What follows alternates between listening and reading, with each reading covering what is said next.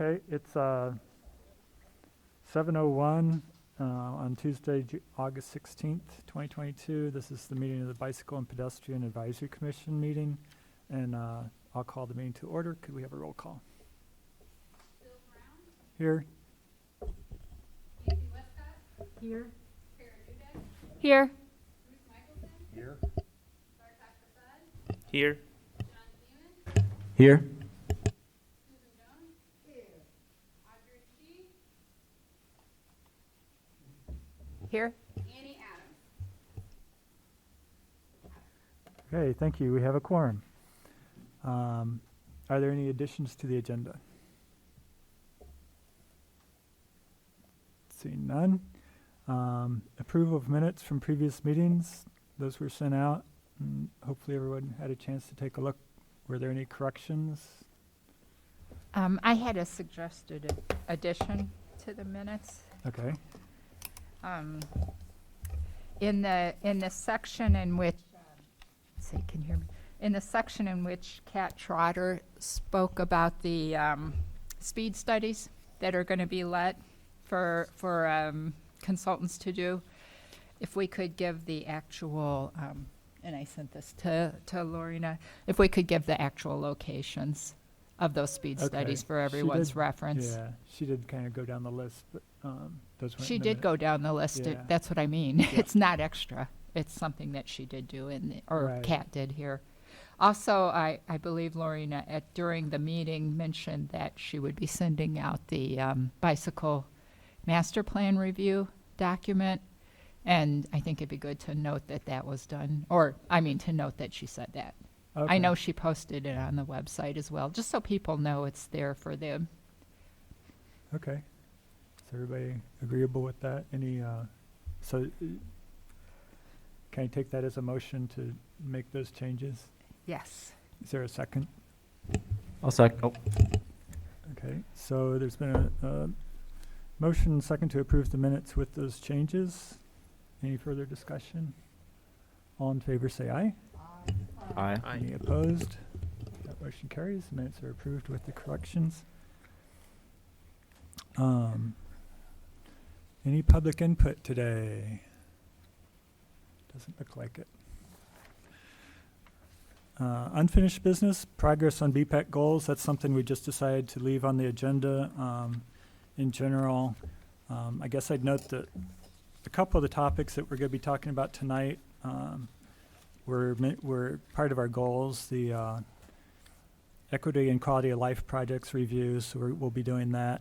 And then under research and planning, Bruce will be making a presentation on the e-bikes, and I have a proposed resolution from BPAC that was passed out that we can vote on to make a recommendation to City Council on parking and bike lanes. So those were all in the yeah, they're on the agenda, and they were also in the BPAC goals. So those are things that we can kind of check off.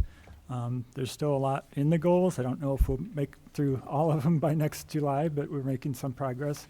So I think, especially in the research and planning, there are plenty of opportunities for people to do some research on that.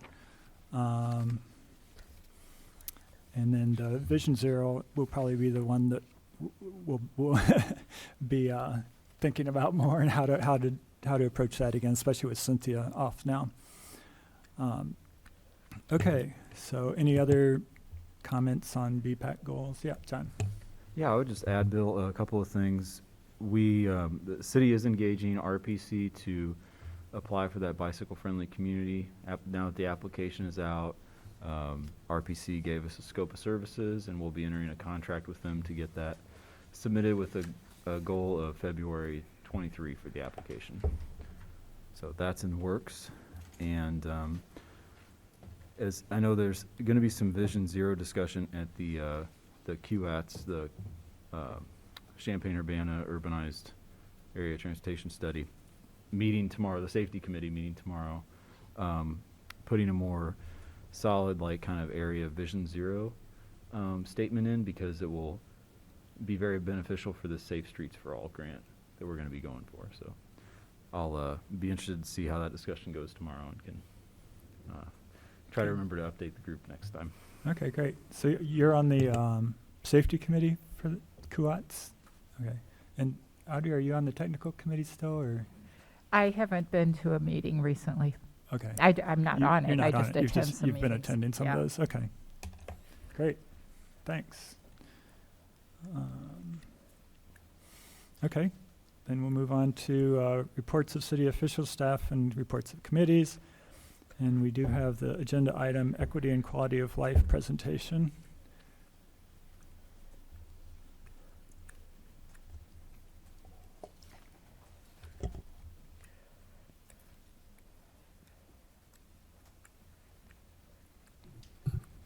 Good evening.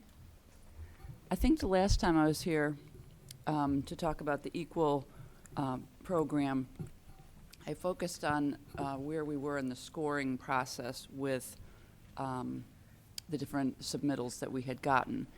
And the next step after the last time I was here was to work with John on developing scopes for the different projects, and then we would start doing some cost estimating, and then come back to you all with a sense of what the different suggestions were going to cost once they had been scoped, and then look for some advice from you all about racking and stacking and deciding what we wanted to go forward with to implement.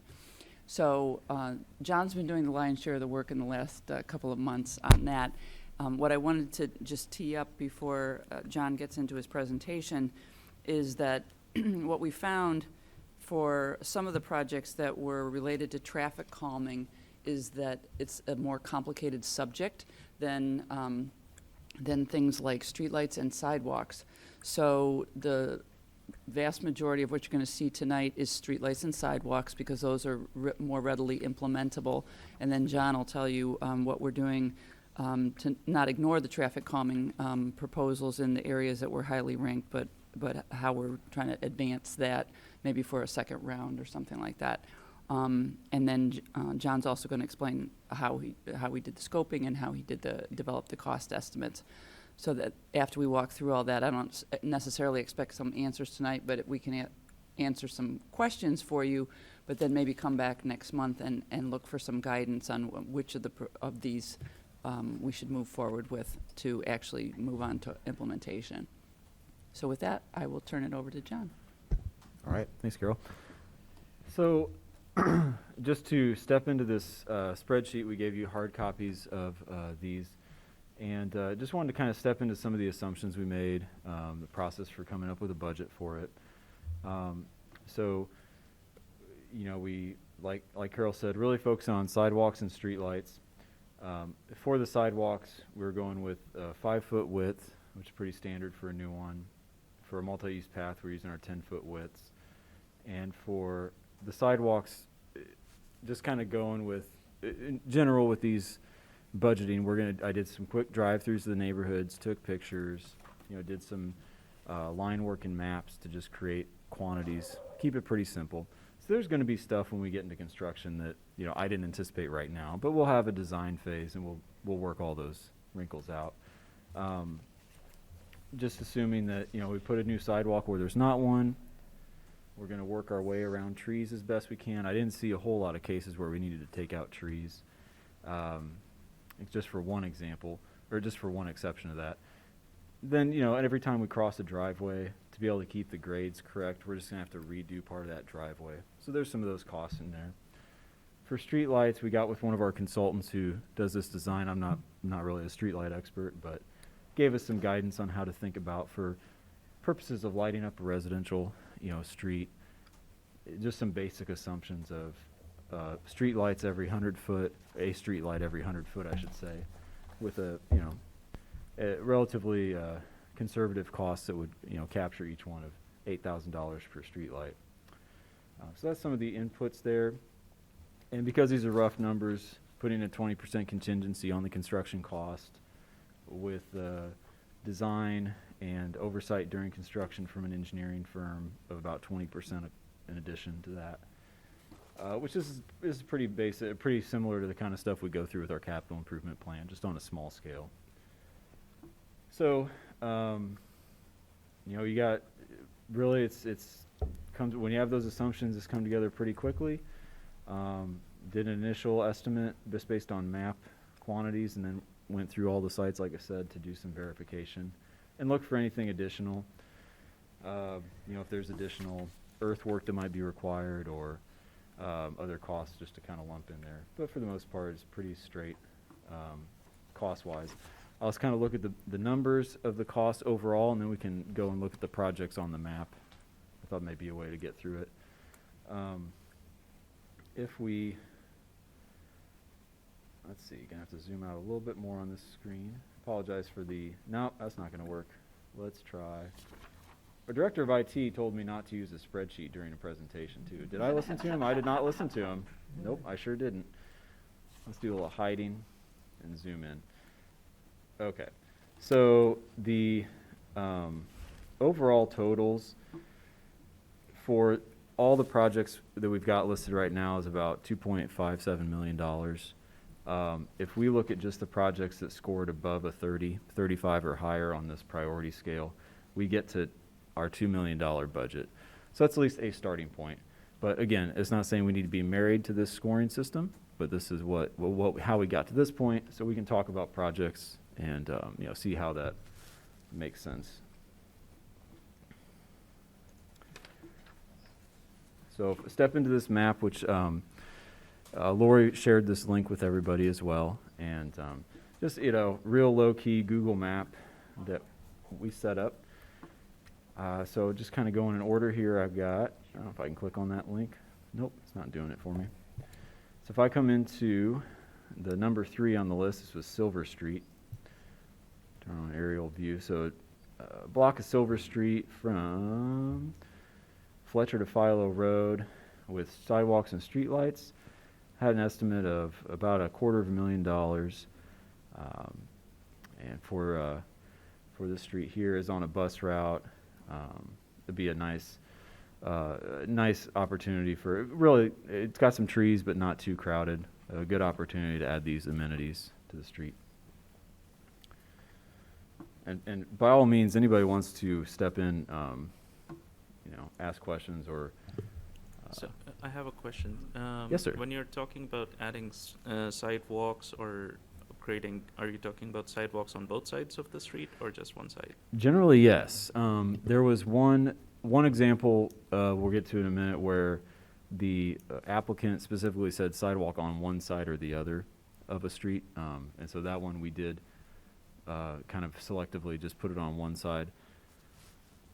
But there are things, you know, and there are things that we have, you know, we have some leverage with here. We have ability to adjust things. Say we want to get all these sites, maybe we pull back the scope a little bit in one location. So, yeah, so sidewalk on both sides. Could I just add a note on that, which is in terms of adjusting scope as we go through it and as you rack and stack and think about what you want to advise us, is that there are a couple of the suggested projects in particular that, you know, we were targeting, I mean, and this was all just kind of a place to start. We were targeting sort of a top end of $250,000, and we have a couple of them, number, I think it's number 25B, and then number 59, I think. Yeah, 39. 39? Okay, sorry. That were almost double that sort of top end. So to the extent that you want to try to capture some of the lower ranked things, you might want to say, okay, let's figure out how we can adjust that and get more done. So that's part of the conversation. Thanks.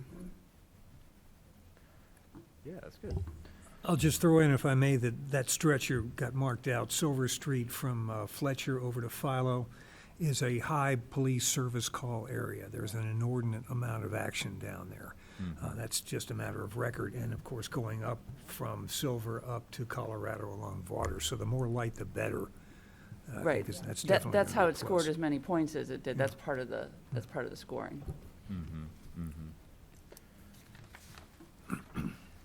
Okay, and then I think instead of going by the EQL number, applicant number, let's kind of go geographically. So, you know, we are here at Mumford and Philo, this intersection, and this was a suggestion of an enhanced pedestrian crossing where currently there's not even striping for the crossing.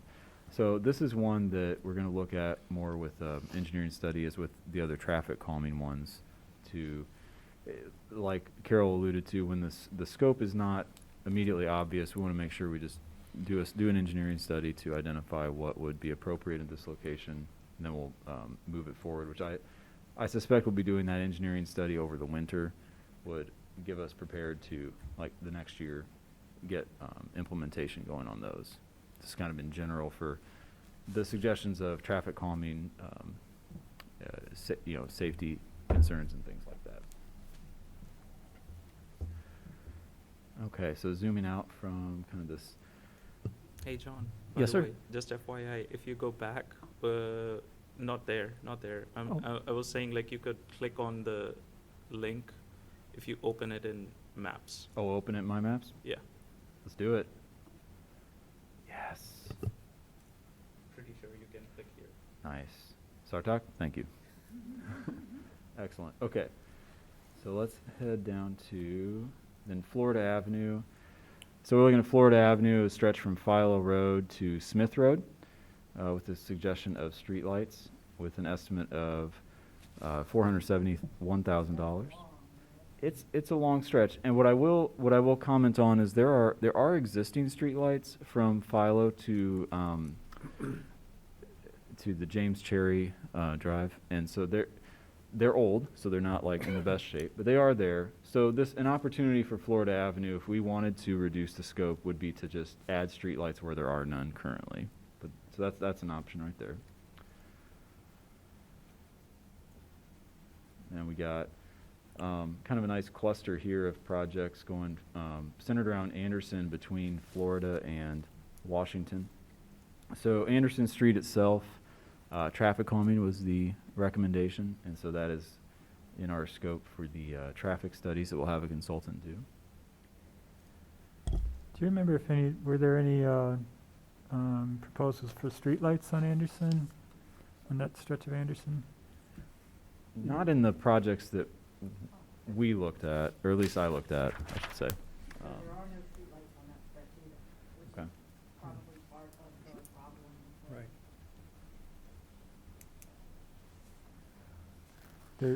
There might be a few at a couple of intersections. I just wondered if you'd looked at it and decided that it wasn't feasible, or if there wasn't one submitted. I don't know. I'm guessing, I'm guessing that it wasn't submitted because it would have made this list. Right, so Um, people probably said calming instead of streetlights, but, you know. What's the number? This is 25. So entry 25 actually had 3 suggestions. One was traffic calming on Anderson Street, one was sidewalks and streetlights on Hawthorne, and the other was sidewalks and streetlights on Fairlawn. So that was one entry, just those 3 stretches there. Okay.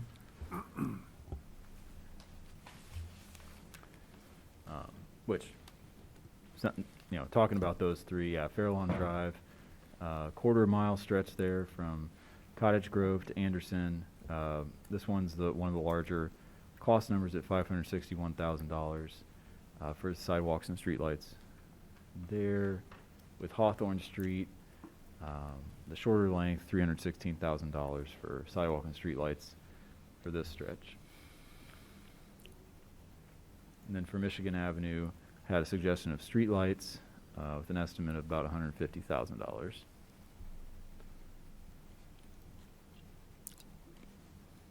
So definitely nice benefits of getting some kind of neighborhood area, improvements through this program, I think. And I know I've heard from Sheila Dodd in community development that when we can make enhancements to like a region of town or neighborhood, it just can be more impactful, kind of in one swoop. So I really do like the arrangement of those. Oh, sorry, Susan? Like those that cluster and doing it, yeah. Definitely. Let's see, just stepping over an area here is Philo Road in the lovely little zigzag that it does. Sidewalk is missing from the east side of the road, and so about $250,000 to fill in that sidewalk from Fairlawn Drive up to Washington Street.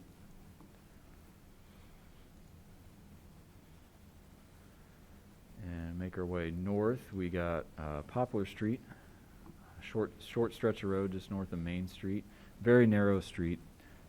Has some street lights, but there's a suggestion of probably more or replacement street lights, I'm guessing. Short stretch, relatively small project, $68,000 estimate there. And then I'll skip over to Church Street real quick. This is one just north of the Retreat, the development there. It's relatively recent, which I have this green line going all the way to Lincoln Avenue, but there is already a multi-use path extending. Well, there you go. I just went and edited it. Did not mean to do that. But you can see what I'm doing. So it's about to the end of Broski Drive there. There's already a multi-use path in place. We would just be connecting across to Church Street there. We already have the easement or right-of-way. We have the property, so we're just ready to fill it in. This is an area where I thought there's probably a couple mature trees we're going to have to take down to kind of blaze this trail, but a relatively short stretch, just under $100,000 my estimate, to make some good connectivity for neighborhoods that want to get across, to destinations to the east or whatnot. And then we have a nice cluster in this area, kind of the Broadway Cunningham neighborhood up here. A lot of it related to traffic. So we have Broadway Avenue's traffic calming, Crystal Lake Drive traffic calming, as well as Kerr Avenue. So, and this to look forward to seeing. We're going to start with speed studies on these streets, get the data on what's happening. Understand that there's concerns, especially about speed up at the north end here. I've definitely heard from multiple residents about people wanting to try to cross to get over to the park, and it's just people definitely not going 30 miles per hour from reports I've heard. So be good to tie these together with a traffic study. Some smaller blocks to consider. We had Division Avenue, short stretch, just I think the 900 block. So sidewalks and street lights, really just filling in this short gap where you have sidewalks on the south and the north of it. So $125,000 there. And then this nice kind of horseshoe of Geraldine Avenue and Highland Drive. Get the sidewalk on one side was the request, and it's a nice kind of little residential area back there. So put the sidewalk on one side, looking at $250,000. Just make it that much easier to get around the neighborhood. Okay, and I believe I touched on all of them. So what questions do you have, or things you want to dive into a little bit more?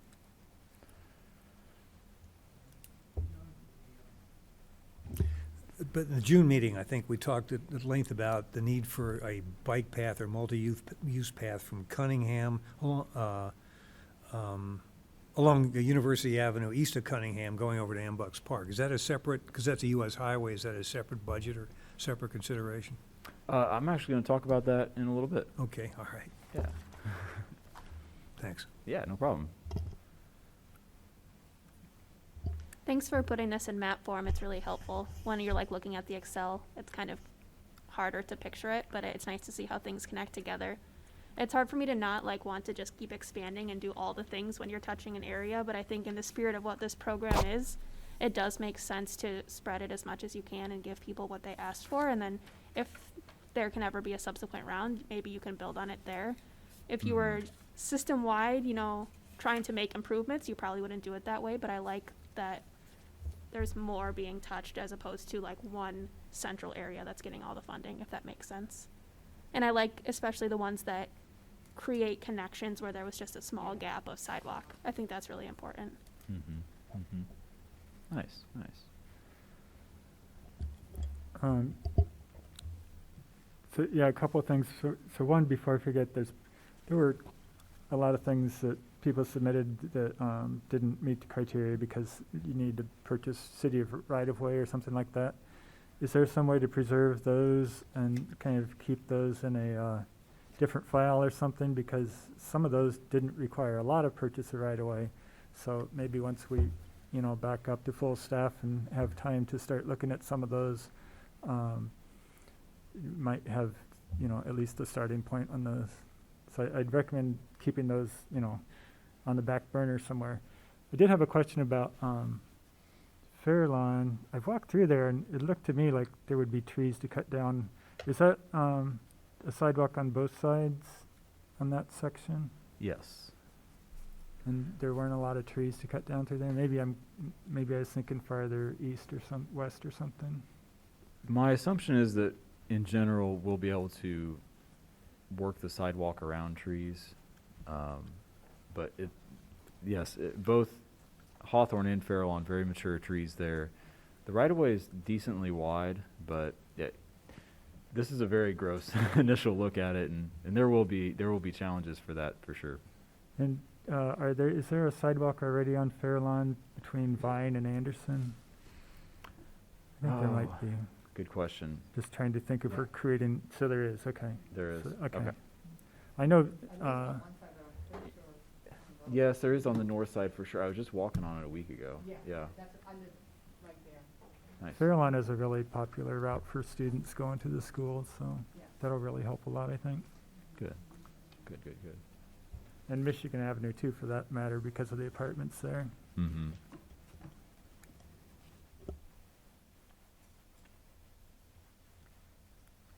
For the street lights, are there specs for, are they like downward pointing, that kind of street light, or? There definitely are, Nancy, and this is one where I know I'm pretty ignorant. We have a consultant who's going to get started on an asset management plan for our streetlights, which a very important part of that's going to be defining what our city standards should be. We don't have current standards for our streetlights, whether it's the luminescence or even the appearance of them, kind of the styles that we're using. Or LED or, that kind of thing. So, it really is. Yeah, no, we're quick to admit to that. Yeah, that's a weak point in the city right now. And, we're planning to get that put together by February so that when it comes time for budget season, we'll have that information, be ready to make some decisions on where to spend some money. So, yep. Did you talk about that Popular Street one? I don't remember. Oh, Is sure. that street light? It's streetlights, yep. Okay. Mm-hmm. And that was one that didn't quite make the cutoff if we stick to $2 million, right? That's correct, and that's good. That's worth pointing out. So the dark blue locations are the ones with the 30 score. So they would not quite make the cut. So that would include Poplar Street, Hawthorne, and the Geraldine and Harvey. Geraldine and Highland, excuse me. Yes. And I'm not too familiar with Popular. Is that the one where you can actually get across the tracks there and continue through MTD? No, it's not a through road. Okay. Yep. Yeah, but is it Poplar or is it? It's Cottage Grove, right? Okay. Okay, different street. Was there a project for Glover between Illinois and Green Street? Oh, there's a speed study we plan to do. It's unrelated to the equal submissions. Oh, okay, that because was- I was just noticing Mhm. most of these speed studies seem to be related to these. That's right. Yeah. That one came from a neighborhood meeting with one of our a member of our police force who met with the neighborhood about their concerns. As far as other things that didn't make the cuts, was there anything on the area like west of Lincoln, north of University, besides sewer projects that were proposed for this? You know, I'm not sure off the top of my head because we didn't, and part of it's because we didn't map the ones that didn't make the cut, so didn't get the same kind of visual of where they were located. And then as far as a safety crossing on North Lincoln by 1 North,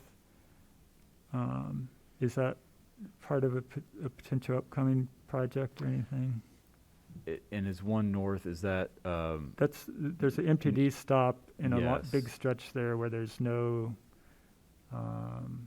crosswalks for like hundreds of yards. right, I believe it's. And there's an MTD stop right across the Kettering. street. Yeah, Melrose Kettering. Place, yeah, right in there somewhere.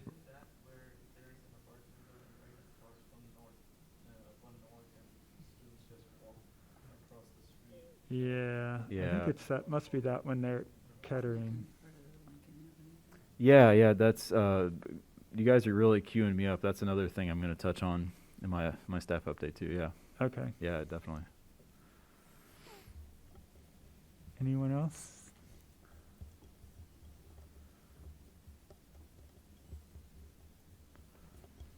Okay, so, do you need anything else from us at this point? Is that what you were looking for, was a little bit of, okay, go ahead. I think one piece of sort of general feedback that would be useful for us, and then maybe, depending on what you say, we might come back with some revised scopes, is are you interested in seeing maybe some reduced scopes so that we can do some of the lower rated projects? Or do you want to try to just focus on the ones that are the most highly rated and do those, you know, as people had proposed them, and then wait for another round to do some things that might be lower rated? Because we could do that to try to fit more in. Mm-hmm. Well, I mean, personally, I think like you mentioned on Florida, if there's already some lights there, could probably reduce the number of lights you install. Although if the lights aren't to good standards, I would fix the whole thing. Yeah. I wouldn't want a mix of really, glare bombs and good lights. I think that would just look bad. Yeah, I guess we'd have to look at that.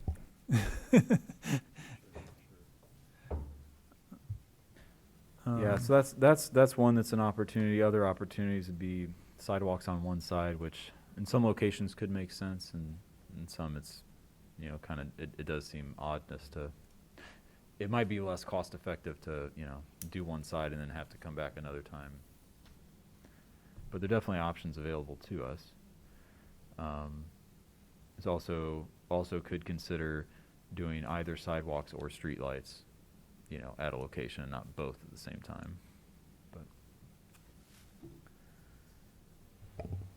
I kind of like the idea of trying to get as many different people safer as possible.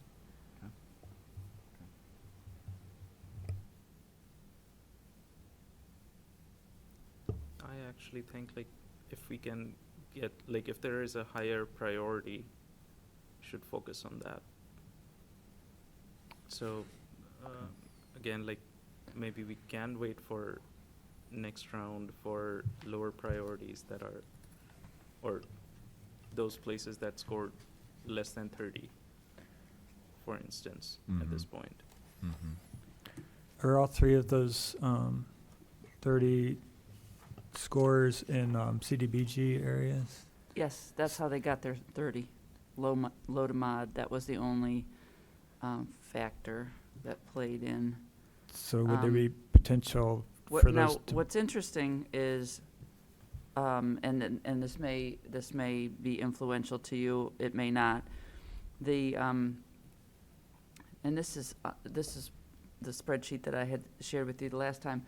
So Florida Avenue between Philo and Smith Roads, which is number 39, actually is not in a low to mod area, but it gets its points because it had the highest number of NIBRS Group A crimes, which are the most serious crimes, and the highest number of Group B crimes of the locations that were surveyed. So it's crime and then the connectivity piece for that particular one. So that's one that's actually not, the point system actually lifted it into the above 30, it's 35 points, but it's not in a low to mod area. So that's one where you you have to give us some feedback. Do you want to say, hey, that was supposed to be a threshold that you couldn't get over, so it needed to be more than 30 points evidently. It's not perfection, but it might be good to go back and see how given projects got their points, and focus on certainly the low to mod, but also the crime and personal safety and stuff like that. That seems to be. I mean, the highest points are areas that have a lot of crime, clearly. And the low to mod is based on just the CDBG Yes. areas. So those are relatively large areas. They're block groups, I think. They're several blocks together. So even though that stretch of Florida isn't in the CDBG area, there are a couple of apartment complexes there that are low to mod. So yeah, you can think of it both ways, I guess. I mean, it's just a matter of scale, but Right, I definitely. used the map. There's a map on the GIS, and Right. So I just used the map. Yeah, so it didn't score a low to mod, but there is some low income It's like impact there. adjacent. Yeah. It's like adjacent to, yeah. Yeah. Yeah. Well, and Bill, you did touch on a good point too, is that CDBG funds could be an alternative for some of these locations. For some of the other smaller ones, like the Yeah. Poplar Street one, that's 48,000. Mhm. It seems like that could be fit into a CDBG project in a couple of years or something. And we're not necessarily discarding these if we don't get them done in this round. I mean, we'll still have them and hopefully have an opportunity for another program. Could you explain again why the traffic calmings aren't estimated at all? How they don't make the cut, the traffic calming choices like Mhm. Kerr and Anderson? Yeah, and it's not that we aren't pursuing them, it's just we won't be implementing, we won't be constructing anything because we have to determine what the scope of those, traffic calming measures would be. But then since they're outside the rate, I mean, since your estimates are already covering all the money we have available, Mhm. it's for a future route then. Yeah, Mhm. Yeah. it would be. Mhm. So what would some of the calming methods be? Is it largely paint and, or would it Probably- actually be, modifying the roads? Some alternative, and this is where I know of different measures that are out there, not as familiar with which ones we would want to implement here, but paint's not really super effective. Putting flower pots, yeah, planter beds that kind of come out, things that are going to physically choke up the road and make it feel like a road you don't want to go fast on. That's really a big part of it, is it make it feel like a place I can't. Broadway Avenue is a great example from University Country Club Road. It's very wide. It feels like a country road where you want to go fast. So there are options available to us to try to make that not as conducive to going fast. Does that make sense? There's very expensive ways to do that, and some, more cost-effective ways to do that. And so looking into, starting with the speed studies and looking at the data of what is happening, give us a better sense of what might be some effective measures to control those problems. So as far as scores, these made the cut, but the uncertainty of how much it was going to cost without a study Mm-hmm. being done is kind of what caused them to drop off here. Yep. Correct.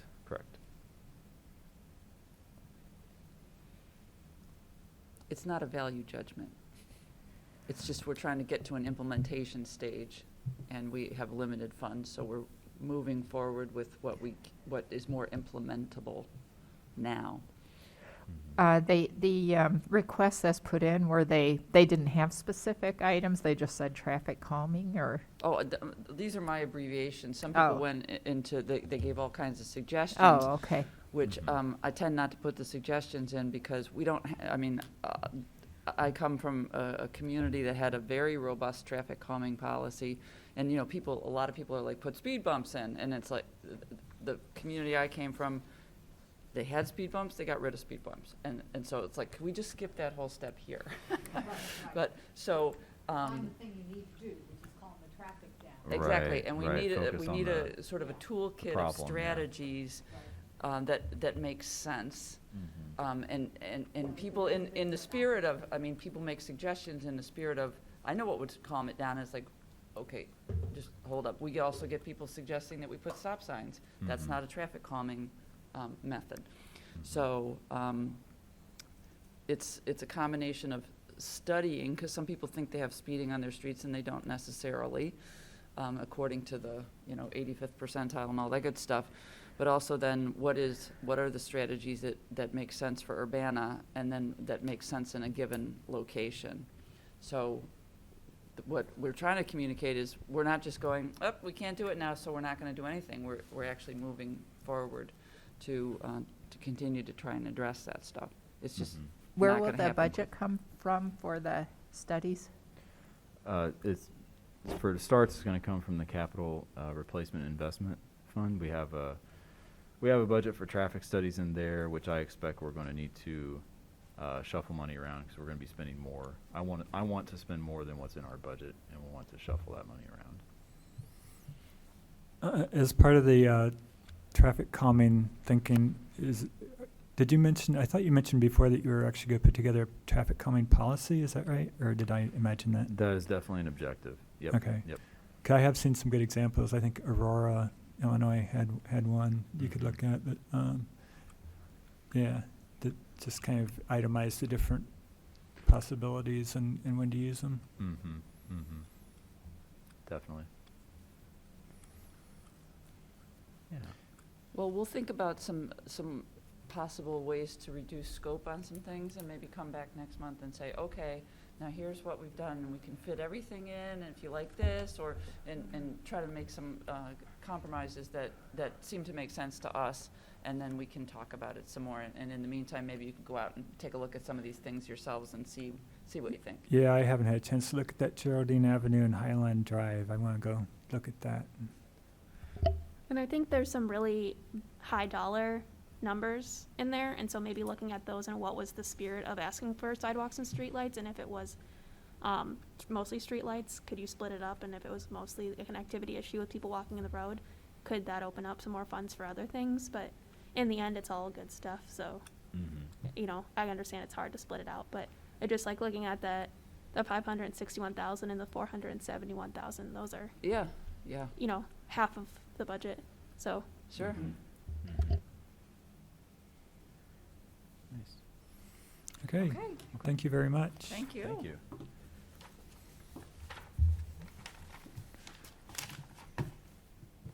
Do you want to just stay there, John, or you going to talk? I for me? will. I'll actually I'll get a little drink, and I will be right back. Okay.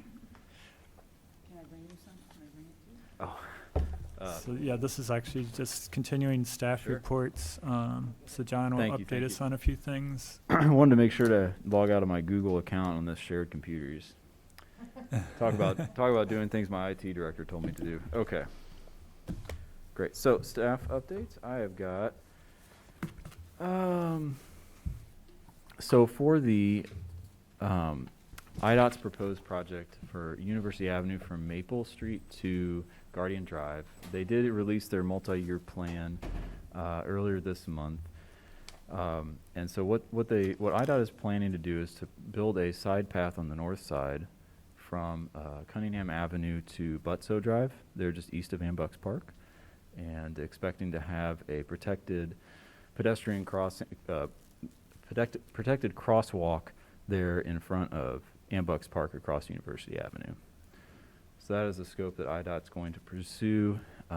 They plan to start design this fiscal year with construction for the side path and the resurfacing of the road slated right now for fiscal year 26, so a few years down the road, get through design and all that. And the next steps for IDOT is going to be to set up a meeting with local stakeholders. They listed off the Park District, City of Urbana, MTD, and the Sanitary District, because Sanitary District actually owns the Ambucks property. So I wanted to start, IDOT intends to start with a meeting with those stakeholders, and as they select their consultant to move forward with design. So I just wanted to give you guys an update on what I know about that project and where they're planning to go with that. Let's see.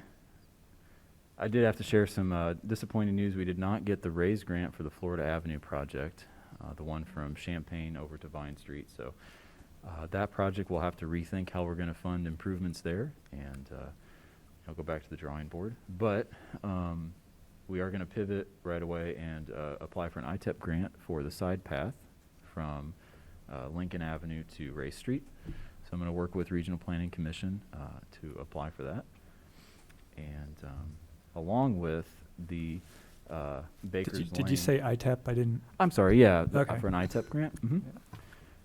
We got I think the 15th round of ITEP is out now, and those applications are due September 30th. We're gonna swing for the fences. We're also gonna go for Baker's Lane again. I know we applied for that maybe a couple years ago, and so we're gonna try for that one again. Working with the Regional Planning Commission, we're thinking that the Park District's Health and Wellness Center, tying that together with the Scottswood Subdivision neighborhood connection with the schools, and then also with the the KRT expansion coming more into Urbana there, west to Smith Road. Just trying to hopefully tie that together, a real nice, persuasive application there. So, yeah, I look forward to working with the Regional Planning Commission on that. And I didn't get together before this meeting, but I will be asking BPAC to consider letters of support for both of those applications, and I'll be sending it out to the membership here in the next month. The other item was the North Lincoln Avenue. So it's a lot of great federal grants going on right now, and I know the Regional Planning Commission's pulling their hair out, and I'm about to start pulling my hair out too, but we're going to apply for Safe Streets for All. I know a lot of you guys were copied on that NOFO. And the kind of interesting structure of that grant is that it's going to be the Kuatz area is going to apply as a group. And so Urbana will have a project, Champaign will have a project, the county will have a project. There'll be a county-wide educational effort that we'll all pay into. And so structuring this kind of regional application, I think it's possible that parts of the application could get selected, so it's not necessarily an all or nothing kind of selection, but that's what we're working together with Kuatz, Regional Planning Commission on. So it was identified that the North Lincoln Avenue from approximately Washer Drive to Killarney there would be really the best fit for what this grant is trying to accomplish in a stretch of Lincoln Avenue that has a lot more pedestrian activity, a lot more transit users than when it was originally constructed. And so we have these other modes of transportation that are really not being met currently. We're engaging a consultant to help us develop a more robust initial scope of work for this grant application. We had been looking to work on this project in a few years, so I hadn't really gotten into thinking carefully about it yet. But as we dive into it, it looks like we're going to be considering two main alternatives as possibilities in our grant application, kind of framing it as the grant allows you 5 years to spend the money. So say we get the grant, we'll get into a planning phase, have public involvement, get a chance to kind of work out what is like the cross-section of the road going to look like, have time to do design and construction within that 5-year period. Considering a couple alternatives, one would be a shared use path on the west side, which is in our bicycle and pedestrian master plans. And then another alternative would be road diet with bike lanes on each side. So they're kind of the main 2 alternatives we're considering. Another important feature of it is we want to add a sidewalk on the east side of the road from Bradley Avenue North. There's currently no sidewalk in that stretch right there. The mid-block crossing that you mentioned, Bill, at Kettering, at those bus stops, also an important, really important safety location there. And then we also have a desire to provide better safety at the intersections like Bradley Avenue, Killarney, with signals and so forth. So probably missing something there, but that's the general kind of scope of what we're trying to go with that. That one's due September 15th, so we really have to kick it into gear for that one. But that's why we're bringing a consultant on to help us out with that. Yeah, I think those are the items I wanted to cover. One of the BPAC goals was like the ITEP application, and I volunteered to be the person that helps any way I can. And so even if that's just the like helping with the BPAC and the Park District letters of support, let me know. That'd be great. Thank you, Kara. And you've worked on ITEP application before, and I think even just that, if you don't mind me just asking you for general questions of kind of the forms and stuff, would be great. I really appreciate that. Yeah, I'd be happy to do that. And Thanks. yeah, the last round we applied for, we received.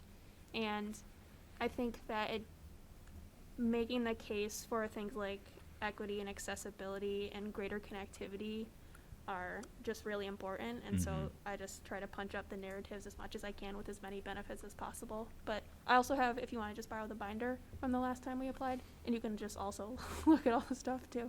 Nice. Thank you.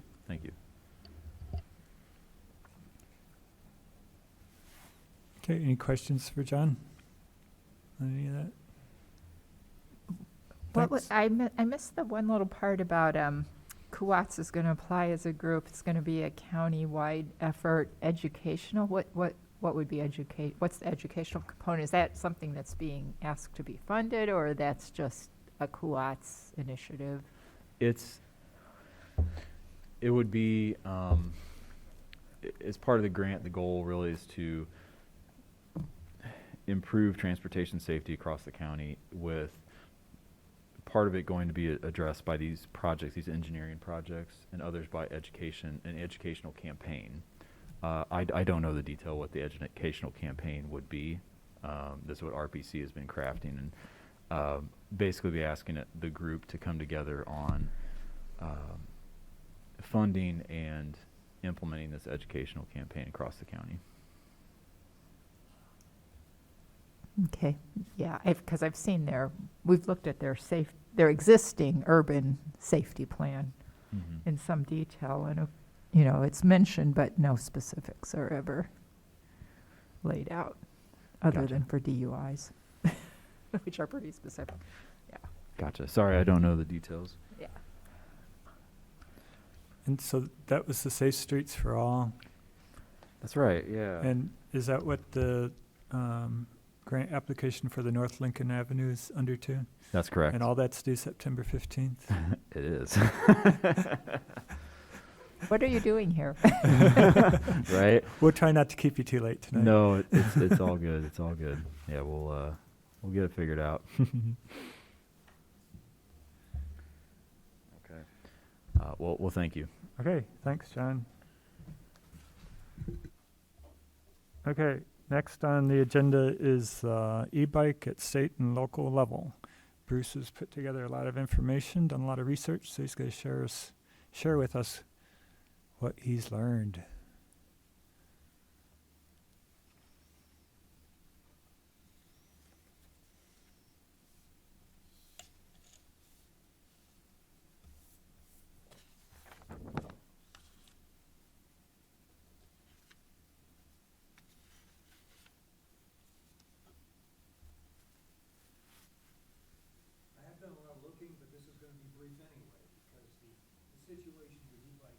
city to be evolving so rapidly as a popular mode of transport and recreation, as a technology, and as a challenge for national, state, and local entities to even define, much less regulate, to assure the safety of pedestrians. You know, I can hear you pretty good, but I'm not sure you have the mic on. We want to make sure people at home are just maybe talking to it louder. I got it. Better now? That's Okay. better. Yeah. And get, No, make sure basically, to it's close. summarize that, things are moving so fast in so many different dimensions that I think we could go all night and still have to come back and revise it next week. Hmm? Then it would be changing while we're talking. Exactly, exactly. So the idea is to try to get a sense of the vertigo into which we're going to plunge, what's up, what in some conversations constitutes an e-bike, attempts to define it in a global way, failures of those attempts, a few attempts at legislation and regulation in roughly comparable metro areas, and I want to end up with just, you know, if there's a core recommendation to end up with, which is we're going to have to pay a lot of attention and do what this committee has done effectively in the past when it has been at its best, which is to work closely and constantly with the other two entities to see to it that any kind of policy that evolves locally with regard to e-bikes is consistent and clear, so that people whipping at 28 miles an hour, we'll get to that speed in a minute, from one entity to the next aren't going into another legal and performance dimension. Okay, what is an e-bike? This is, just, I said, I'm going to keep this pretty quick. I went to the biking.com site, came up with this. 3 different classes, although this is their italics. These classifications have not been adopted throughout the U.S. This is, again, attempt to chase after a moving target. There's no license or age limit restrictions to ride one as of yet, and they go on and do this thing about the EU. Okay, the classes as they exist right now. Pedal 1, and if this goes in one ear and out the other, that's fine, because I think the vertigo with which legislators and council people and policymakers and ordinary citizens, what we're engaged with is part of the problem here. Okay, class 1, class 2, class 3, and class unrated. 1, pedal assist only up to 20 miles an hour. The motor will assist you while you pedal up to and reach 20, okay? Pedal assist and throttle up to 20 miles an hour, that's class 2. Same top speed, however, they include a throttle mode, either a thumb throttle or a twistable handle. So you can just coast, twist that handle like on a Harley Davidson and move along. That's a different category of e-bike. 3, pedal assist only up to 28 miles an hour. This thing goes like a wet cat, but you have to be pedaling it. That keeps it qualified as a bicycle as opposed to a motorcycle. And then unrestricted, okay? All bets are off. There's no, as far as I know, there's no reason why the wattages of the motors which are normally deployed on these e-bikes has to have a top limit. Has to have these top limits. So here we go. Here's what's out there now. 250 watts for 20, 500 for 25, 750 for 28, 1,000 for 35, 1,500, which is a hairdryer, right? Up to 40, and then who knows what in a garage in Cupertino they're coming up with for next week. Okay, so here are attempts to catch up. I went to Davis, California, not because I worship Davis, but whenever there's a conversation about exemplary or groundbreaking policy and engineering with regard to bike transit, Davis has come up for 40 years. They were early and proficient in the designing of a bikeway system. They have nice weather, so they don't have to worry about potholes the way we do. They've got a progressive university, a hip town in the Bay Area, and so they seem to be usually 15 minutes ahead of the curve. This is what they have right now. Class 1 and Class 2 bikes are considered normal pedal bicycles, can be ridden anywhere bikes are legal, including on separate bike paths. Class 3 provide assistance from we'll go with this thing again. The rider is pedaling only, cannot have a throttle, but will assist the rider up to 28 miles an hour. That's a little different from what we were looking at, but about the same. Class 3 e-bikes are not legal on separate bike paths, but can be ridden on roads and bike lanes and blah, blah, and on the page you can look at this. Riders of Class 3 e-bikes must wear helmets and must be at least 16 years old.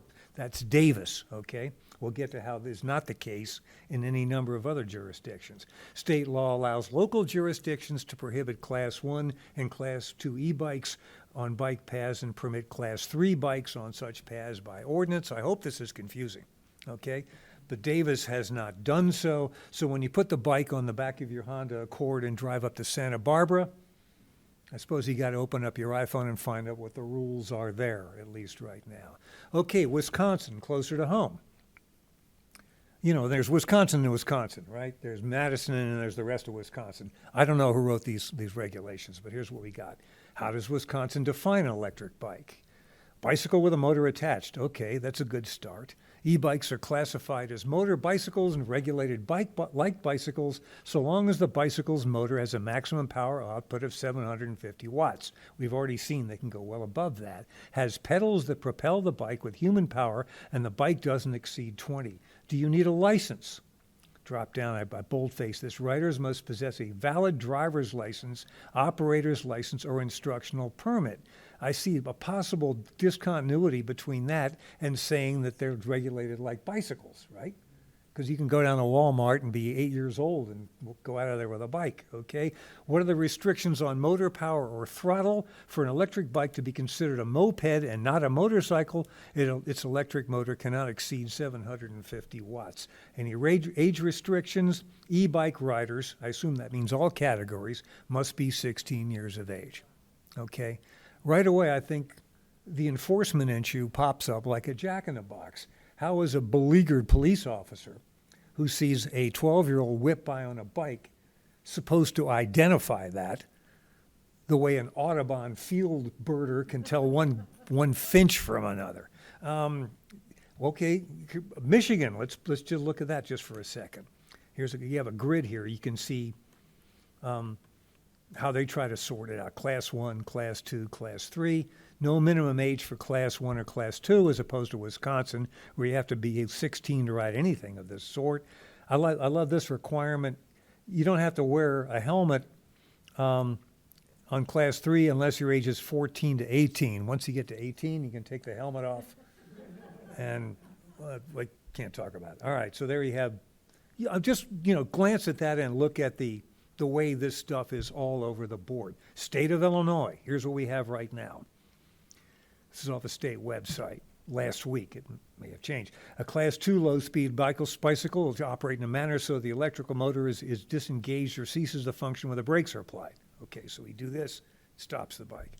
Class 1 low-speed electric bike and a Class 3 low-speed shall operate in a manner so the electric motor is disengaged or ceases to function when the rider stops pedaling. A person may operate a low-speed electric bicycle on any highway, state or roadway authorized for use by bicycles, including but not limited to bicycle lanes. So you can take that Class 3 monster out there. Sorry, I'm being judgmental, but a very powerful, very fast bike, and put it on a bike lane. And there are bike lanes and bike lanes. So a few more of these. These are still state of Illinois regulations. May operate on any bicycle path unless the municipality says otherwise. So once again, you bike from here to St. Joseph, what are their rules? Okay. A Class 3 low-speed bike can operate only if he or she is 16 years of age or older. So we've seen that before. Okay, what are these bikes? Okay. They can look very vanilla. This is a Faraday, which is actually mounted on the wall like a trophy head in the Museum of Science and Industry. It was from 2015. So up there, they regard this as an antique. Faraday is still making basically this bike. What I wanted to point out is here, the battery seems to be built into the frame. It's not a conspicuous bulge of wattage there. The motor is in the front wheel. It looks like a fairly conventional run-of-the-mill Dutch commuter bike, right? It's If that came whipping by you, you'd have to have the eyes of an eagle to be able to spot that as an e-bike as opposed to a normal bike. I spotted these yesterday parked in front of the English building on the University of Illinois Quad. You're nodding, so I think, is this your bike? I've seen those. Okay, I've seen all those. right. I want to Wasn't point out, very happy about those. again, the anomaly. That's an e-bike. Obviously, the battery is conspicuous as a pack under the seat. The frame is much more robust than you saw on that Faraday. And it really sort of yells, "I am motorcycle," or wannabe. They parked it on the grass and locked them together, and I don't like people parking on the grass on my university, but I can understand the confusion. University policy with regard to the use of the bike racks and the bike parking lots is those are bikes for human-powered, ordinary bicycles of the sort that were riding 40 years ago. If you try to park a low capacity internal combustion engine moped or something out there, you get ticketed or hauled away. What about this? It's a hard thing to park out there. There are no racks to receive something like this. It stands out, and there's a good likelihood the parking division or wherever the cops are going to come by and tag that because they don't know what it is. I mean, unless they've been flipping through Bike Magazine last time. So, this is an e-bike. That's an e-bike. Okay. Now, this one looks more conventional, but according to a couple of websites, this is the fastest machine you can buy right now. Okay. This is not an advertisement. I just was looking for what's out there at the leading edge of what's coming at us. Top speed of 30, 750 watt rear hub motor, massive 252 volt, 19.2 amp battery, 90 miles of range per charge, which is a heck of a good run. And let's see if we can get this to go here. All right, this is a video, and let's see if I can make it work. I just want a little bit of it. Doesn't seem to be coming up. All right, I'll skip it because I'm going over long anyway. If you want to look at that, oh, there it is. Okay. Like a lot of YouTube things, it talks too much at the beginning, takes too long to get going. So what I want to do is get out a ways here where the guy actually gets on the bike and gives you an impression of how this thing runs, all right? So here he goes. He gets out on this thing on a regular bike lane here in California where life is cheap. Here we go. All right.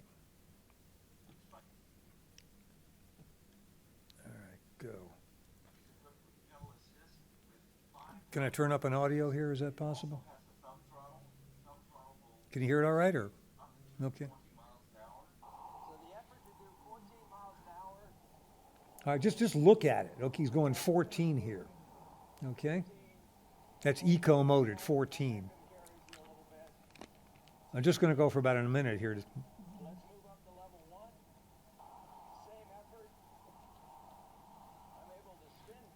Look how fast he's going on that bike lane. Okay?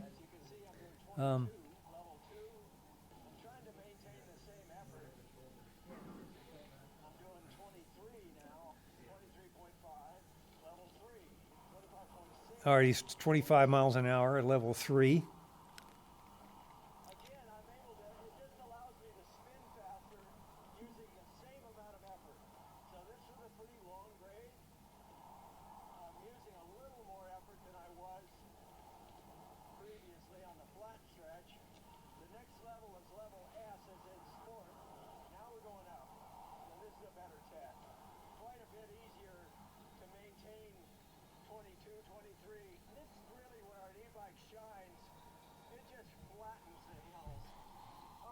Now, if a car pulled out of that intersection, now he's up to race.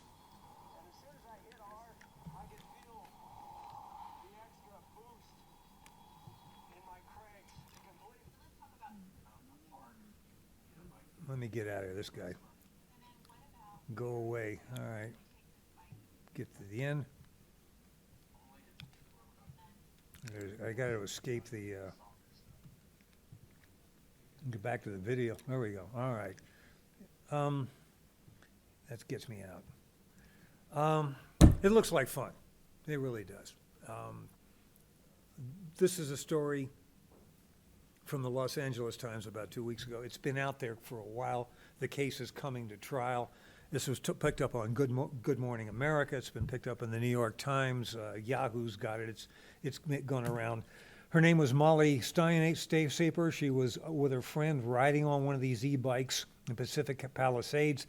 They got going downhill. She was 12. Her friend was about the same age. They couldn't stop the bike. They lost control. Molly was killed. Okay? So there's a lawsuit against Rad Power Bikes, which was the maker of those bikes that we were looking at in front of the union. They got a lot of different models. Who was to blame, and to what extent is something can't be again to touch? But to step back 100 yards, we realize that bicycles have been in our culture, in spite of the fact that thousands of people, right, adults in this neighborhood, commute and recreate on bicycles. It does have a connection to kids. We start out freeing our children by buying them a bike. And whether an eager, bright kid going out to the garage is going to be stopped from getting on a bike, or a parent's going to stop her from doing so, because it looks like and smells like the bike that you had as a kid, that's an open kind of a question. So I don't know where this case is going to break or how they're going to sort things out, but this might be an example of some of the anomalies we're going to be facing. What is an e-bike? How can we come up with policies, bike lane designs? I mean, it looked to me like the bike lane in that video I showed you was way too narrow. Well, it's alongside of the road, but we've got some bike lanes nearby here, which are much wider than that. A couple of the university bike paths I'm on are like this wide. There's all sorts of things which we're going to have to think about in terms of design, policy, public education, enforcement, and also the realities of what our beleaguered police forces are going to be able to do as this seems to me almost infinite array of new gear keeps coming at you, looking different every year, going faster every year, and having more capabilities for fun and also for danger. We'll get through it, but I have no idea how. And so my recommendation, just as off the hand, is we got to talk to people. We got to be in touch on a strong basis with the people involved with thinking about this on the university campus and also in Champaign. I imagine a hot point's going to be the university first because of their internal bikeway system, the quad and people whipping around. And these things are already, as I said, parked in front of the English building and bringing the future faster than we may want it. Questions, worries? And that's why we don't like e-bikes that much on campus. Well, as I get older and lazier, the e-bike appeals to me more. That guy who was riding that thing in that video was obviously in good shape, but basically anybody who has the physical strength to walk into the garage and step over the bike can get out there and go 25 miles an hour. My anxieties personally are very local. I think of the corner of Goodwin and Nevada. People whip through there all the time on bicycles, but they have to work hard to whip through, and usually not going much more than 8-10 miles an hour. He comes through at 25, he's going to get killed, or she's going to kill somebody else. Yeah, and that's. I'm scared of driving a car at 25-30 miles on campus. Mm-hmm. So we've had fatalities at those speeds. Sure. Yeah. Mm-hmm. I was on Lakeshore Drive 3 weeks ago. There were guys crossing back and forth on Lakeshore Drive, blocking or stopping traffic on e-unicycles, okay? Yeah, it was a unicycle and it was motorized. They're going back and forth. I'm not making this up, okay? It was stone cold sober driving north on Lakeshore Drive. First in Chicago, then tomorrow, God knows where. And we haven't touched e-scooters, right? And we haven't touched e-skateboards. Yesterday, on my commute into work, a guy came by on an electrical, and he took off church, and then I looked up and he was up, standing, riding like this. So they're gonna do stupid stuff. Yeah. I ask you, this is not a rhetorical question. How do you stop an e-scooter? They can go 20 miles an hour too. And there was a famous case about 2 months ago. A British actress was killed in front of Lincoln Center on, what is that, Central Park West? Southbound e-scooter nailed her, but knocked her into the curb. She died, and he kept going. They also apparently explode or catch fire and burn things down too, but that's a Yeah, whole I've- nother thing, yeah. okay? I've actually received emails, like there's a bicycle programmers email chain for all campuses, like several campuses. And I think Michigan State University has that, like, they do not allow, like, we don't allow e-bikes to be charged, or the batteries of e-bikes to be charged in dorm rooms Because of the battery. because they battery- explode. Yeah. So Michigan State University actually, they have added, like, it's their camp policy. So it happens, like batteries explode. How for many illegal those or things. bootleg refrigerators, house cats, and God knows what are in the university residence halls? I mean, Bruce, do you know, you touched on some Illinois definitions and stuff. It seems like that's the first step, is really to define these things so that you can figure out what needs to be regulated. Did you look at any city-specific, like Chicago regulations on e-bikes or anything like No, that? I was just trying to look at comparable, that's why, Davis, I did look at Ann Arbor, yeah. where they were following the Michigan ones, Madison, places kind of like us, and I didn't see anything that seemed much different when we're talking about. Yeah. Again, with often inconsistencies, in terms of age regulation, license or no license. It's hard for me to believe that in Madison, there are people whipping around on e-bikes, Yeah. all have driver licenses. Well, I know the Illinois Bike Summit's going to be in Champaign-Urbana this fall, and they'll probably have more information on e-bikes, so. I'm we'll gonna have keep to- looking at this. Yeah, Not to keep worry you, looking. but just to try to keep up, but I think we're all gonna have to pay a lot of attention. It's coming, Yeah. And so, I heard, I don't know that, I haven't verified it, that Champaign Park District isn't allowing e-bikes on their multi-use paths. But whether that's actually a fact or just a one-off of some kind. They do Do allow? not. They do not Not on their multi-use paths. on the Yeah. multi-use pass. And the ones on campus that you can rent now, you don't even have to pedal. So is that a class 2 or is that? So the ones that you don't have to pedal, the throttle will not work on campus. So you have to pedal while you're okay. on campus, but as you leave the campus, the throttle will start. I guess because again, like, we don't want any bicycles or electric Okay. bicycles that run on just electric and not human power. And those aren't allowed on sidewalks, but They're not allowed on sidewalks. They are allowed on side They paths. can go on bike lanes for now, I guess, but like only if you're pedaling. How about multi-use path?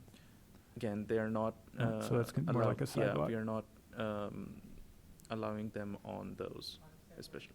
Yeah, Okay. yeah, last Yeah, year it's hard to to, keep track. yeah. to, knock off one of the things on my bucket list, I was in San Francisco. I rented a bike to bike across the Golden Gate Bridge. I had a choice from the big bike rental operations down by Fisherman's Wharf of e-bike or regular bike. Being a chicken, I took a regular bike. But it was a Saturday morning, and the bridge, that bridge was built in 1938, something like that.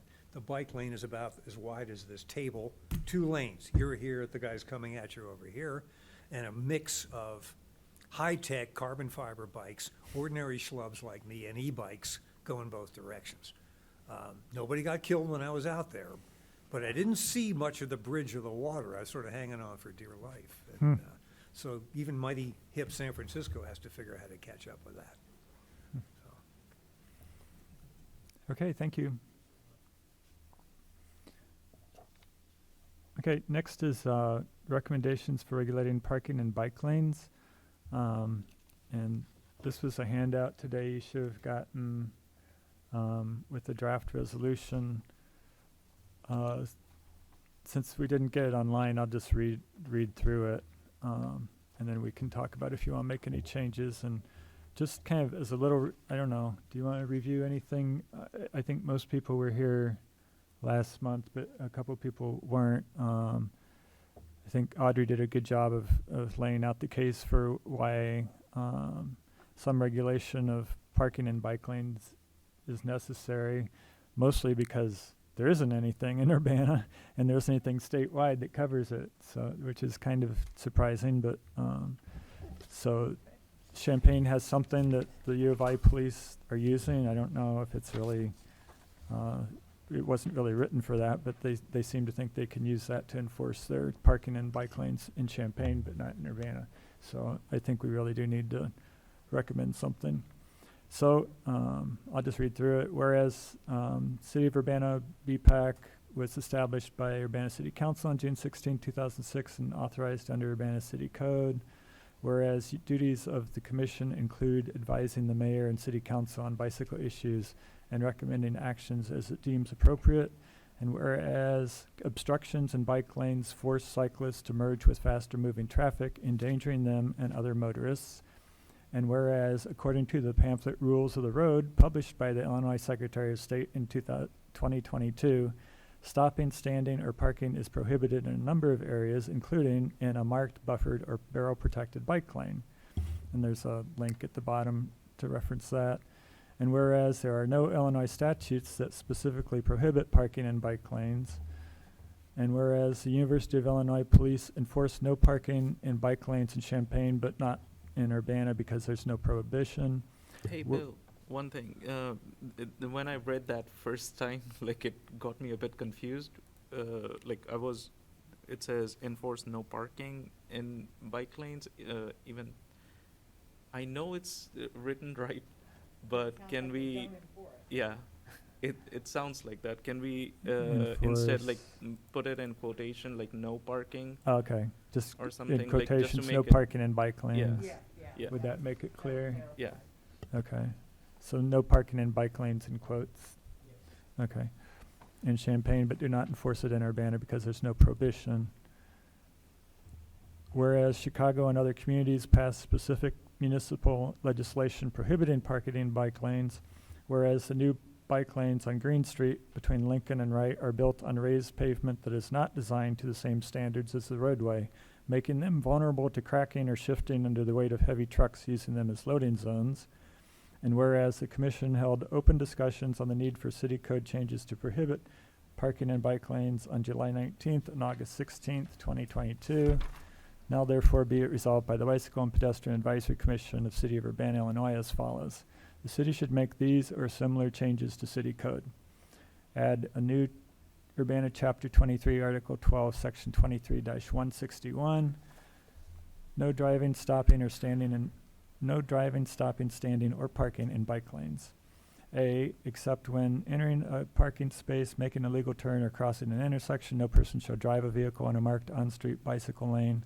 B, except when necessary to avoid conflict with other traffic or in compliance with law or the directions of a police officer, no person shall stand or park a vehicle, whether occupied or not, except temporarily for the purpose of and while actually engaged in loading or unloading property or passengers in a marked on-street bicycle lane.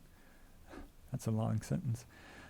Or C, notwithstanding any other provision of this section, no person shall drive, stand, or park a vehicle in bike lanes along Green Street between Lincoln and Wright, even for loading or unloading. I added the C because because really along Green Street there's always options for loading and unloading. There's loading docks or side streets. There's really no reason why anybody should have to pull into the bike lane there. The buses have their own, it was designed for buses, so there's no reason for buses to pull over and let people out on bike lanes. So just wanted to make it clear that under any circumstance, there shouldn't be any parking or standing or loading, unloading in bike lanes Bill, on that section. Can I ask one thing? So instead of just saying like Green Street between Lincoln and Wright, let's say on Lincoln Avenue when there is going to be like a bike lane, right? Or No. no? Or let's say anywhere in Urbana there is a bike lane that's A raised bike lane.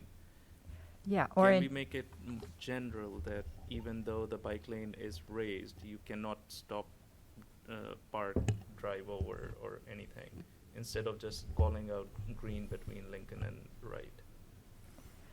That's a good idea. Something like, or in any other protected, raised, Yeah. or separated bike lanes, so that it covers future raised bike lanes, and we don't have to go back and specify what street. Yeah, I like where this is going. I suggest we consider developing a schedule that can be, referencing, say, a schedule that lists locations where there is no parking, like Green Street, and we can add to it. It's commonly what we do with like other no parking restrictions and things like that. Yeah, I think there's like a Schedule J or something, Mhm. there's no parking on these streets, and then you just add the street to that schedule. That's right. So instead of rewording the ordinance, you does take a an ordinance to add to the schedule, but at least it's administratively a little cleaner. So like we can expand as needed as the facilities increase. So the C, should I just change the C to reference a schedule? Yeah, there'd be. And just say notwithstanding any other provisions, blah, blah, blah. And, on the streets listed and schedule, whatever. Right. There's some The- other sections in the code that we can model it after. Kind of like when signed, like parking prohibited at all times on certain streets. It kind of says streets or portions thereof described in Schedule J. That kind of language we Okay. can incorporate. And, since this is just a recommendation to council,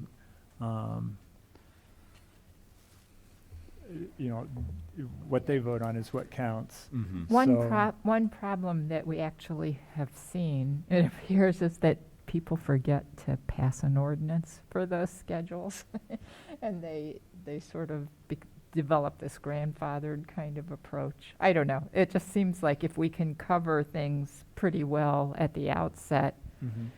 we might add a schedule as an adjunct to it as well. I mean, I suppose Um, if this is the only street at this point, then there's no advantage to having a schedule. Right now, we aren't able to Yeah. find ordinances for a number of things related to speed limits in the schedules that are listed in schedules. No ordinance was passed, rendering those kind of questionable. Because as you noted, you do need an ordinance. Mhm. Yes. And that, and then it becomes sort of seemingly grandfathered and perhaps is a legal liability. I don't know. Okay.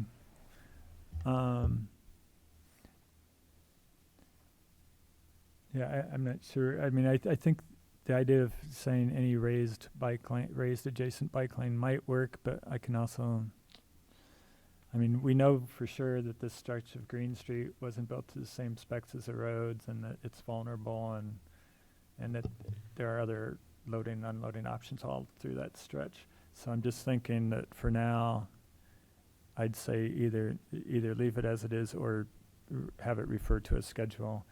But even if it refers to a schedule and only have one street on the schedule at this point, then. Yeah. Which is a good argument against that, because we could cross that bridge when we come to it. If we get more. Yeah, we if can we add figure out another how- street, then you could create a schedule, something like that. Sure. And since this is a recommendation to council, it still needs to go through legal review and everything. They may change it before council votes on it. So I guess I'd suggest leaving it as it is for now, if people are okay with that.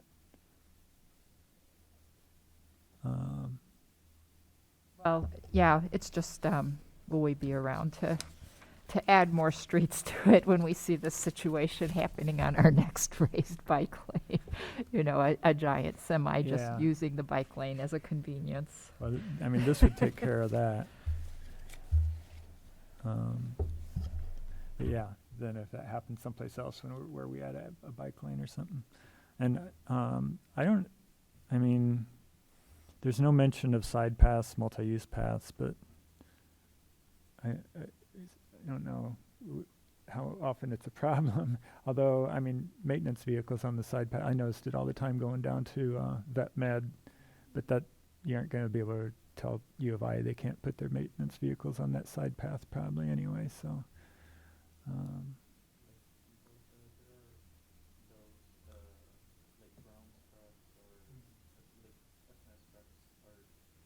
Yeah, even sometimes people will unload their mowers and leave their, flatbed sitting on the.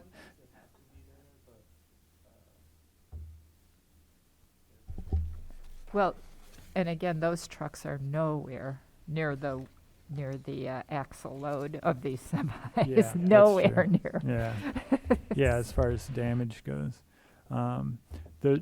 Chicago's. I did look at some other examples, and this is kind of a mix of some. Chicago had one that was real simple and just said basically no stopping, standing. Didn't mention anything about unloading property or passengers. But then they added 2 pages to kind of regulate how buses can drop people off because they need to stop at bike lanes and how people, so I think some of the others, this exact language as far as the temporarily dropping people off or making a delivery, UPS guy or something, as long as they're just going to one house and it's not the postman that parks there and walks around the block, then that wouldn't be acceptable under this because that would be more than temporary for actually engaged in loading or unloading. So I think it kind of covers what we're most concerned about, if that makes sense. Any other suggestions? So I think we just had the one correction with the quotes, is that right? Anybody want to make a motion?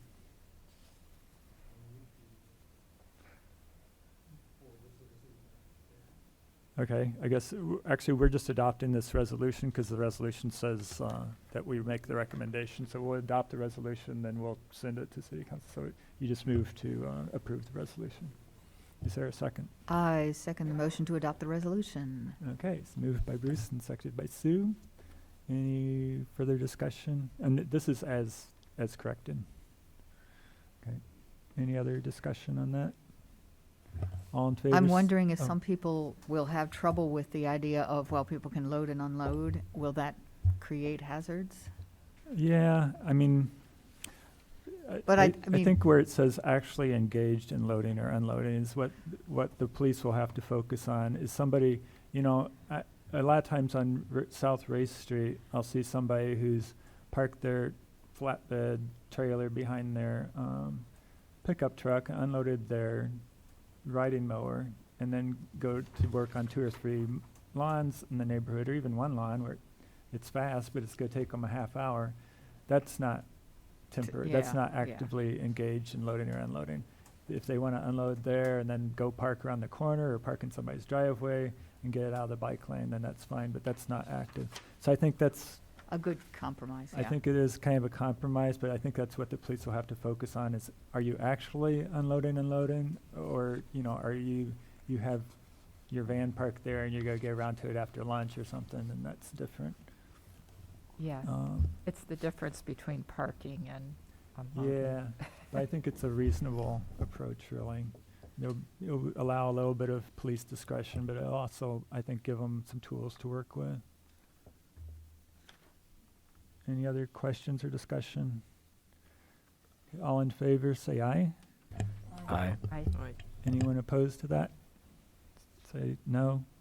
Okay, that motion carries. Thank you. So we will take off the draft watermark and add the quotes and send that on to City Council. And if they want, a presentation from Audrey and I, we can do that. Okay, announcements. Yes. Yeah. So Bike to Work Day is on September 14th. That's a Wednesday from 7 a.m. to 10 a.m. Light the Night, the free bike light giveaway on 3 campus locations. Again, Alma Mater, Helene Gateway, and the Campus Bike Center. That's on Thursday, September 16th from 4 to 7 p.m. And Parking Day is Friday, September September 15th is the Thursday. So Light the Night is on September 15th, and Parking Day is on the Friday, September 16th. Parking Day is an event that's the students from SPO, they are organizing that event. It's going to be, there are going to be some activities. They're going to have a couple of parking spots, from what I understand, and they're going to have active modes of transportation related activities and some tables just to engage with students and community members. Okay. Yep. Do you know where those will be, the parking spots? No, Okay. not yet. So Thomas Valencia, he's Cynthia's Mhm. intern. Him and he is he's spearheading that basically. Okay. Yeah. Okay, And other sounds than good. that, there was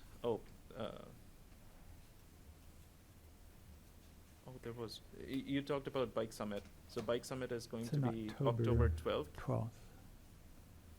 and it's in Champaign at I want to say iHotel. It is at iHotel, I think. Yeah, anyone interested should definitely register Yeah. for that. It's really nice to have it in town here. I don't know what the fee is. Do you know? No. There's also NACTO, the National Association of City Transportation Officials, training on the next day after the bike summit, which is for professional development hours as well. And that's free, right? No, That's NACTO not- training, I'm sure, costs Oh, something. that Yeah. costs something. But the bike, yeah, definitely it costs something to get the, Okay. but it's a deal for getting Oh, professional okay. development hours. Yeah. Okay, so that's probably different than what I went to before at the Illinois Terminal. They had something for like, That was IDOT and Fed Oh, okay. Highways. I believe they put that on free, but they also refuse to give professional development. where will the Nacho thing be? What? Where will the Nacho thing be? I Is- believe at the At the iHotel iHotel, also. okay.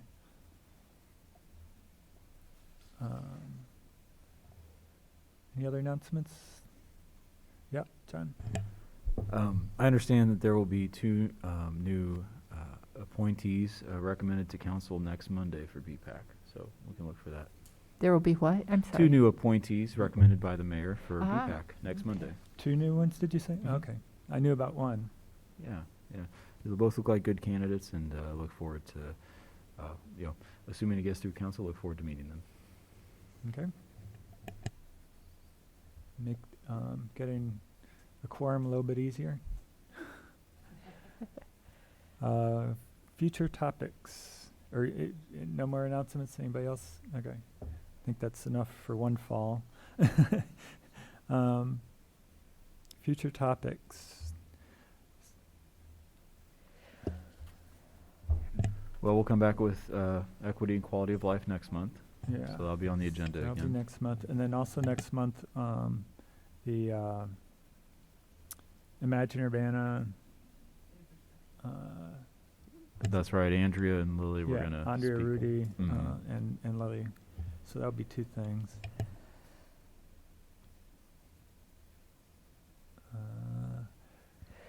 We could take another look at crashes on East Main, crash and speed ordinances on East Main.